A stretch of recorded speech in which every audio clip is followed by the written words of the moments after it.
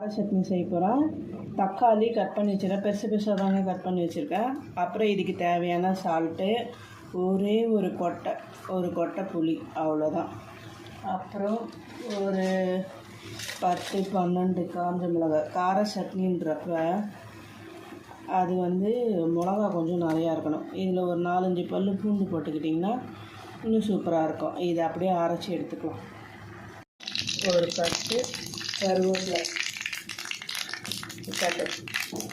மிக்சியில் அரைச்சி வச்சுருக்கோம்ல, நிறைய தக்காளி, மிளகாய், பூண்டு, ஒரு கொட்டை புளி, உப்பு, அவ்வளோதான்.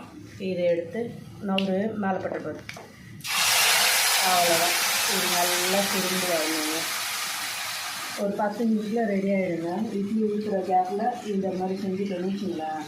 சிம்பிளான, ஈஸியான, குயிக்கான சட்னி, மிளகாய் சட்னி, கார சட்னி, அவ்வளோதான். கார சட்னிக்கு இவ்வளோ தூரம் வெல்லம் போடுங்க. டேஸ்ட்டாகவும் இருக்கும், காரத்தையும் கம்மி பண்ணிடும். பசங்க சாப்பிட்றதுக்கு கொஞ்சம் இதுவாக இருக்குங்க. அவ்வளோதான். எங்கள் சட்னி அதுக்குள்ளே கொதிக்கிட்டோம். இட்லி எடுத்து வச்சிடும். இட்லி 5, அவ்வளோதான்.